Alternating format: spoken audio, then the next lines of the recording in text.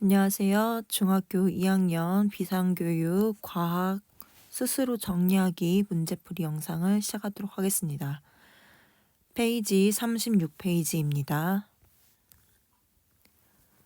스스로 정리하기 1번 순물질과 혼합물 한 가지 물질로 이루어진 물질을 우리는 순물질이라고 이야기합니다.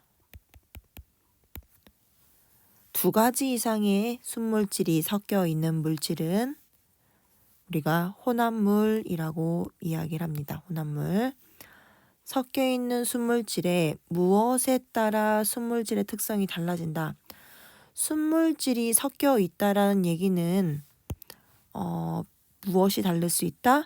예를 들어서 물에 소금이 들어갔어요. 이럴 경우 소금이 적게 들어가냐 많이 들어가냐에 따라서 특성이 좀 달라지겠죠. 대표적으로 밀도가 달라지는 걸 알 수가 있죠. 그 외의 것들도 달라지긴 하지만 기본적으로 우리가 밀도가 달라지는 거 쉽게 알 수 있습니다. 그렇다면 이 소금에 무엇이 달라진 거예요? 비율에 따라서 물질의 특성이 달라지는 걸 알 수가 있죠. 다음 2번에 물질의 특성을 이용한 혼합물의 분리입니다. 서로 섞이지 않은 액체 혼합물은 이라고 나오는 순간 우리가 밀도에 관련되구나. 밀도차를 이용하여. 밀도차가 큰 물질은 어디에 위치하죠? 아래쪽에 위치함으로 분리가 되더라. 고체 혼합물은 고체 물질을 녹이지 않으면서 밀도가 두 고체 물질의 중간 정도의 액체를 넣어준다고 했죠. 그래서 두 개를 분리할 수 있다. 위에는 액체 혼합물이고 밑에는 고체 혼합물의 경우입니다. 예시로 보면 모래에서 사금을 채취하거나 원심 분리기를 이용하여 혈액을 분리하는 방법들이 밀도차를 이용한 것입니다. 용해도차를 이용한 것은 고체 혼합물을 모두 일단 녹였다가 가열하여서 녹였다가 다시 냉각할 때 튀어나오는 물질을 석출해내면서 분리하는데 온도에 따른 용해도차가 작은 게 먼저 나와요? 큰 게 먼저 나와요? 큰 물질이 먼저 석출되죠. 예시로는 사탕수수에서 설탕을 분리하는 방법이 있습니다. 사탕수수를 즙을 낸 다음에 다 녹인 다음에 거기에서 이제 설탕이 먼저 석출되는 걸 분리해내는 거죠. 세 번째로 끓는 점차를 이용하여 물질을 구분했는데요. 액체 혼합물을 가열하면 끓는 점이 낮은 물질이 먼저 나와요. 끓는 점이 높은 물질이 먼저 나와요. 낮은 물질이 먼저 기화하여 분리하더라. 그래서 액체 물질을 기화하여 다시 냉각해 액화시켜서 액체 상태로 다시 분리를 하는데요. 아마 선생님이 수업 시간에 원유를 이용해서 분리하는 방법 외에도 소주꼬리 이야기를 했습니다. 그래서 에탄올이 먼저 끓어나와서 우리가 곡주에서부터 소주를 만드는 과정을 봤었죠. 녹는 점차를 이용하여 고체 혼합물이니까 녹는 점은 고체에서 액체가 될 때, 끓는 점은 액체에서 기체가 될 때니까 고체 혼합물을 가열했다가 가열했다는 얘기는 고체가 액체가 됐는데요. 그러면 녹는 점이 낮은 물질이 먼저 녹아 나올까요? 높은 물질이 먼저 녹아 나올까요? 당연히 녹는 점이 낮은 물질이 먼저 나와 분리가 됩니다. 그래서 교과서에서는 암석에서 녹는 점이 낮은 납을 예시로 댔었죠. 녹는 점이 낮은 물질이 금속이 먼저 녹아서 나오더라 라고 이야기를 했습니다. 자, 이번에 아래쪽 3번. 이제 그러면 혼합물의 분리 실험을 설계하고 수행하는 과정을 볼 건데, 밀도차를 나는 혼합물의 경우 어떻게 분리하느냐? 일단 밀도차가 나오려면 기존 조건이요. 섞이지 않아야 합니다. 섞이지 않은 물질이, 자, 밀도가 양이 적을 때는 무엇을 이용한다고 했죠? 스포이트를 이용한다고 했어요. 스포이트를 이용하거나, 양이 많을 때는 무엇을 이용한다? 분별 깔때기를 이용하여 분리하였습니다. 용해도차가 나는 혼합물입니다. 혼합물을 가열하였다가 모두 녹여서 다시 냉각하여 석출되는 물질을요. 거름장치로, 여기 그냥 쓸게요. 거름장치로 걸러서 분리하는 방법이 있었죠. 그래서 이렇게 거름종이로 이게 걸러지면 그것을 다시 말린 다음에 분리시켜준다 라고 했습니다. 자, 끓는 점이나 녹는 점 차를 이용한 혼합물은 가열하여 분리하는다. 가열하여 분리하여 둘 다 낮은 물질이 먼저 분리된다. 끓는 점이 낮은 물질이, 녹는 점이 낮은 물질이 먼저 분리되어 나온다 라고 이야기했습니다. 자, 두 번째 블록 찾기에서 녹말과 물이 섞인 혼합물에서 녹말을 분리하는 방법입니다. 녹말이 물에 섞여 있는 것은 혼합물이더라. 근데 물과 녹말은 섞이지 않죠. 섞이지 않으면서 녹말은 가라앉아 있습니다. 그래서 밀도차를 이용하여 분리시킬 수 있는데요. 가라앉아 있던 녹말에서 물을 증발시키면 녹말을 분리할 수 있습니다. 라고 그냥 정리해서 쓰면 정답이 되겠습니다.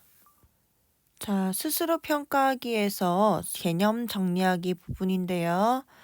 개념 정리하기를 보시면 물질의 특성을 기준으로 크게 물질의 특성과 혼합물의 분리가 나옵니다. 물질의 특성은 우리가 용해도, 녹는 점, 끓는 점, 처음에 했던 밀도가 있죠. 밀도에 대한 개념 정리가 있고, 용해도는 용해도 곡선을 꼭 배워야 된다는 거, 녹는 점과 끓는 점은 물질이 상태 변화한다는 그 온도, 일정한 온도, 그거 잘 기억하시면 될 것 같습니다. 이러한 특징을 가지고 혼합물을 분리할 때 제일 처음 나왔던 게 순물질과 혼합물이었고요. 그 중에 순물질과 혼합물을 구분하는 것은 물질의 특성이 그 고유한 값을 가지고 있으면 우리가 순물질입니다 라고 이야기를 했었죠. 근데 우리가 세상에는 대부분 아마 혼합물이 되어 있기 때문에 혼합물에서부터 순물질을 얻어내는 방법인 것들을 배웠습니다. 첫 번째가 밀도차, 두 번째가 용해도차, 세 번째가 녹는 점, 끓는 점 차를 이용하여 그래서 각각의 특징에 대해서 쭉 적어서 정리해 주시면 되겠습니다. 자, 그러면 이어서 개념 적용하기 1번 문제부터 보겠습니다. 물질의 양에 관계없이 일정한 값을 나타내는 물질의 성질을 보기에서 고르시오. 일정한 값을 가진다라는 이야기는 물질의 특성을 가지고 있다라는 얘기겠죠. 부피가 20리터입니다 라고 하면 누군지 알 수 있을까요? 질량이 10kg입니다 라고만 알 수 있을까요? 알 수 없습니다. 대신 끓는 점이 100도씨예요 라고 하면 우리는 물이라는 것을 알 수가 있죠. 그래서 정답은 디귿이 됩니다. 물질의 특성. 다음 2번입니다. 전자저울로 측정한 금속 조각이 48g이었다. 이 금속의 조각에 10ml의 물에 들어있을 때 조각을 넣었을 때 전체 부피는 다음과 같이 일어났다. 밀도를 구하시오 라고 한다면 일단 48g, 10, 그 다음 여기에서 늘어난 16을 확인을 해볼 수가 있겠죠. 먼저 봅시다. 밀도란 선생님이 뭐라고 했죠? 단위 부피당 질량이다. 단위 부피당 부피당 질량입니다. 라고 이야기했습니다. 그러면 부피 부분은 우리가 처음이 10이었고 16이었으니까 부피는 6ml입니다. 라고 적을 수 있고요. 질량은 처음에 48g이라고 했으니까 48g입니다. 라고 적으면 보니까 그램과 밀리리터로 단위도 일치합니다. 나누면 되겠죠? 얼마예요? 86에 48, 8g per 밀리리터. 자, 지금 보면요. 여기서 단위가 세제곱센티미터로 나왔어요. 선생님 단위가 다른데요? 아니죠. 밀리리터와 세제곱센티미터는 같습니다. 라고 이야기했었죠. 그래서 정답은 8g per 세제곱센티미터 또는 g per 밀리리터라고 할 수 있습니다. 자, 다음 3번 보겠습니다. 일정한 양의 물을 황산구리투에 녹일 때 물에 황산구리투를 녹인대요. 이건 무엇에 관련된 문제죠? 용해도에 관련된 문제이죠. 자, 옳지 않은 것을 찾으라고 했습니다. 일단 황산구리를 물에 녹이는 것이므로 물은 용매이다. 맞는 말입니다. 일단 그거부터 한번 볼까요? 우리가 용매에 용지를 녹여서 만든 걸 용액이라고 하고 이 과정을 우리가 용해입니다 라고 표현했죠. 그러면 여기서 해당하는 게 이게 바로 물입니다 라고 했어요. 그래서 선생님이 미음 같이 기억하라고 했죠. 용질에 해당하는 게 뭐예요? 이 황산구리가 되겠죠. 황산구리2는 용질이다. 맞습니다. 물의 온도가 높을수록 최대로 녹을 수 있는 황산구리2의 양은 증가합니다. 그렇죠. 온도가 높을수록 용해도는 온도가 높을수록 증가합니다. 라고 했어요. 대신 기체의 용해도는 달랐어요. 기체 용해도는 조금 예외입니다. 3번도 맞아요. 온도가 일정할 때 황산구리2는 어느 정도까지 녹다가 어느 순간 더 이상 녹지 않습니다. 그죠? 어느 정도까지 녹다가요? 녹다가라고 하는 얘기는 포화용액이 된다. 포화 상태가 될 때까지는 녹다가요. 그 이상 더 이상 녹지 않습니다. 라고 하는 것은 녹지 않았다는 얘기는 과포화 상태가 됐습니다. 라고도 이야기할 수 있죠. 맞는 말입니다. 어떤 온도에서 일정한 양의 물에 황산구리2가 최대로 녹을 수 있는 용액은 이거 틀렸네요. 여기서. 불포화 용액이 아니라 최대로 녹을 수 있는 건 포화 용액이라고 합니다. X 쳐주세요. X. 포화 용액이라고 한다.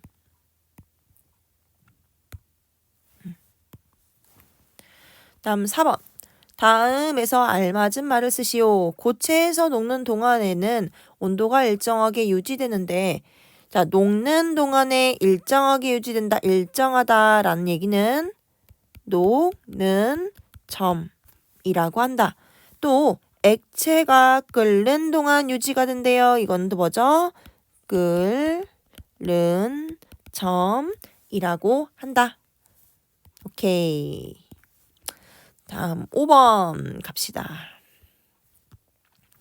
물질을 구분하는데 이용할 수 있는 것을 보기에서 모두 고른 것은 물질을 구분할 수 있다라는 얘기는 뭘 찾아라? 물질의 특성에 해당하는 것들을 찾아보세요. 밀도, 용해도, 녹는 점, 끓는 점 다 뭐예요? 물질의 특성이므로 정답은 5번이 되겠죠. 자, 6번입니다. 물에 방울토마토를 넣고 소금을 녹였더니 방울토마토의 위치가 달라졌대요. 자, 지금 토마토가 떴다란 얘기는 소금물과 토마토 중에 누가 더 가벼운 거예요? 토마토가 가벼운 거죠. 토마토와 소금물. 자, 그 다음에 토마토가 가라앉았다는 얘기는 물보다 토마토가 더 무겁다라는, 밀도가 더 큽니다라는 얘기죠. 그러면은 순서대로 얘기하면 물이 가장 위에 뜨고, 그 다음에 토마토, 그 다음에 소금, 물인 걸 알 수 있습니다. 첫 번째 기억, 옳은 거 찾으라고 하네요. 물은 순물질이고 소금물은 혼합물입니다. 네, 맞습니다. 물은 순물질 한 가지로 이루어졌죠. H2O로 이루어졌고요. 소금물의 경우에는 H2O 물과 NaCl 소금으로 이루어졌습니다. 소금. 나중에 한 번 더 할 건데 그냥 언급을 계속 해주는 거예요. 익숙해지라고. 소금물보다 방울토마토의 밀도가 큽니다. 크기 때문에 방울토마토가 뜨게 된 거죠. 밀도는 누가 더 커요? 소금물이 훨씬 더 큽니다. 근데 문제가 뭐예요? 소금물보다 얘가 더 크다고 했으니까 틀린 말이 되는 거예요. 녹인 소금의 양이 많을수록 소금물의 밀도는 커집니다. 맞아요. 비율이 어떻게 돼요? 비율에 따라 달라진다고 했죠? 물속에 소금이 더 들어갈수록 입자가의 수가 더 늘어나죠? 얼마큼 꽉꽉 찼니? 라는 게 바로 밀도였잖아요. 그러니까 디귿이 맞는 말이 되고 정답은 기역 디귿이 됩니다. 다음 7번입니다. 그림은 사금이 섞인 모래에서 사금을 채취하는 방법입니다.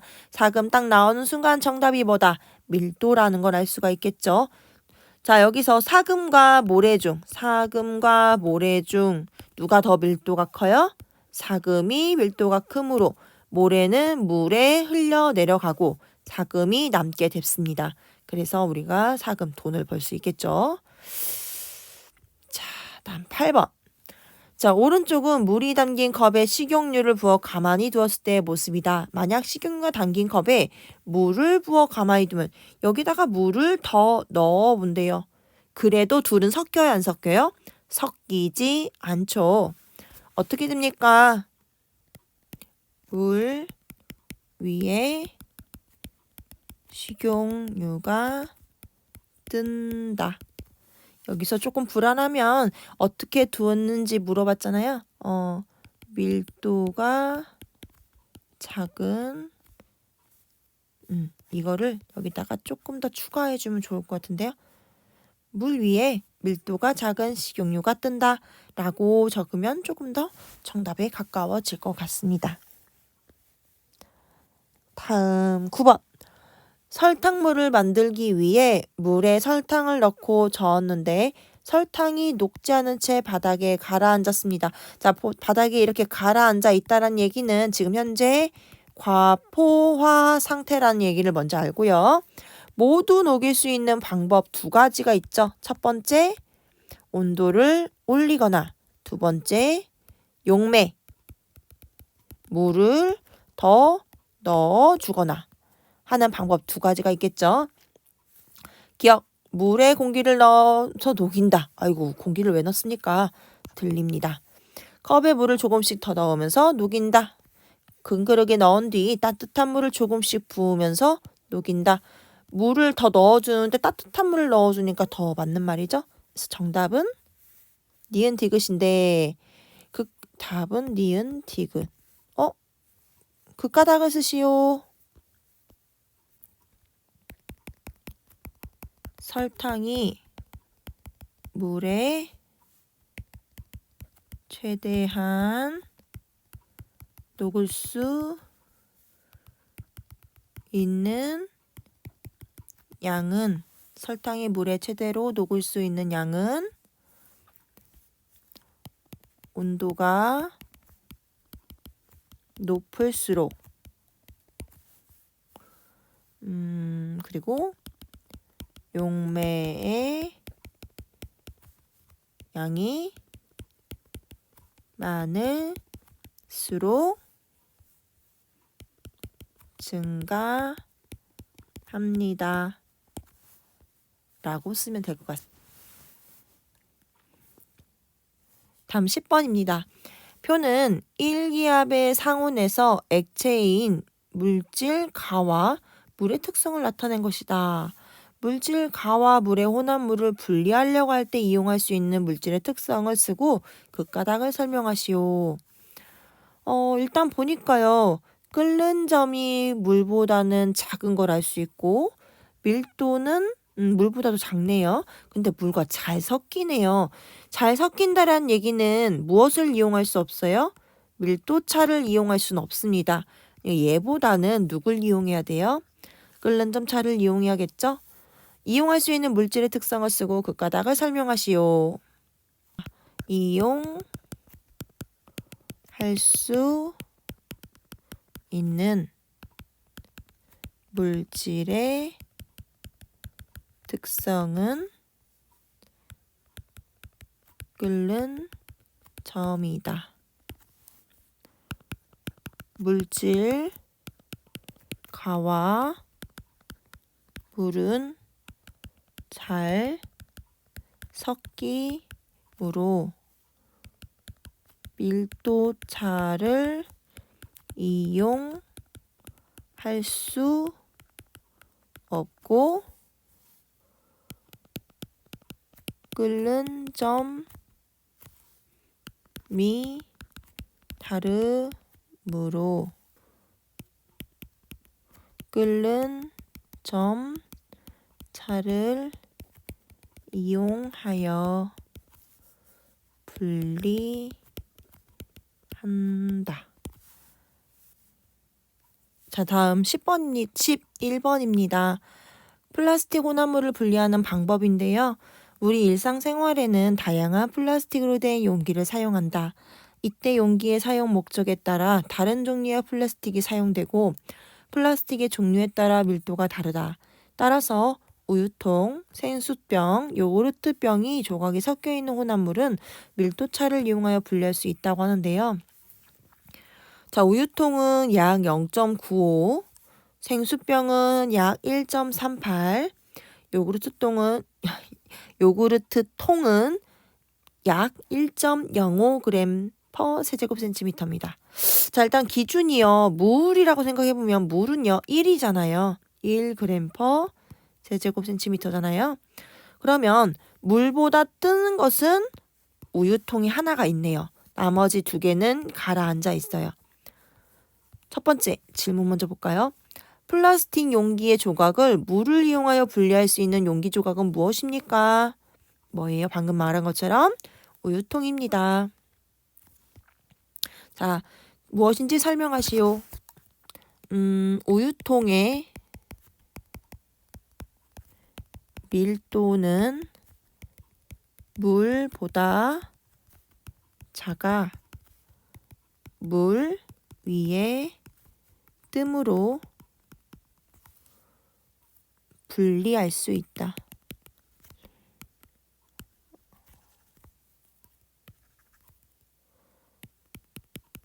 분리할 수 있다.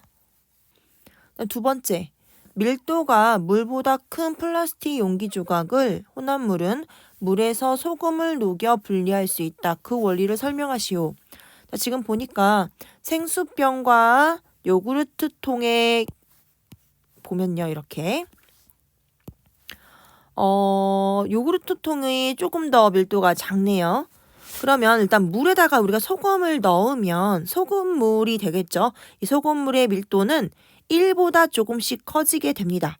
그럴 때 1.05와 1.38 사이에 소금물의 밀도를 만든다면 요구르트 통은 소금물 위로 뜨게 되고 생수병은 소금물보다 아래로 가라앉으면서 이 두 물질을 분리해낼 수 있겠죠. 자, 그럼 적어보겠습니다.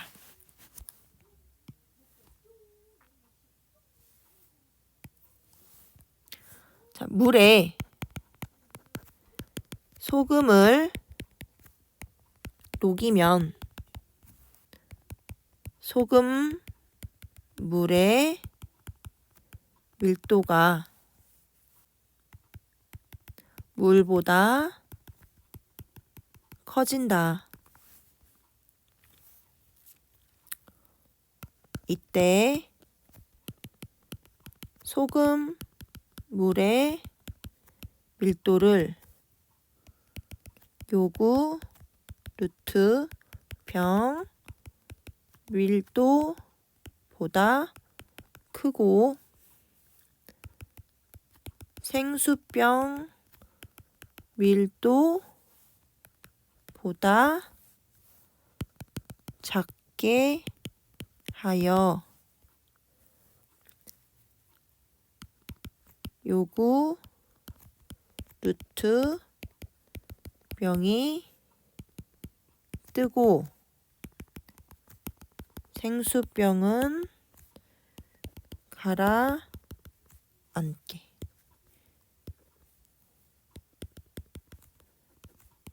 된다. 말이 조금 이상한 것 같은데. 이때 소금물의 밀도를 요구르트병 밀도보다 크고 생수병 밀도보다 작게 하면 이거 좀 고칠게요. 작게 하면 요구르트병이 뜨고 생수병은 가라앉게 된다. 가라앉게 된다. 가라앉게 지울게요. 가라앉게 되면서 분리시킬 수 있다 라고 하면 좀 많이 될까요? 물에 소금을 녹이면 소금물의 밀도가 물보다 커진다. 이때 소금물의 밀도를 요구르트병 밀도보다 크고 생수병 밀도보다 작게 하면 요구르트병이 뜨고 생수병은 가라앉게 되면서 분리시킬 수 있다. 자, 여기까지 하면은 문제풀이 영상은 끝이 났습니다. 히히.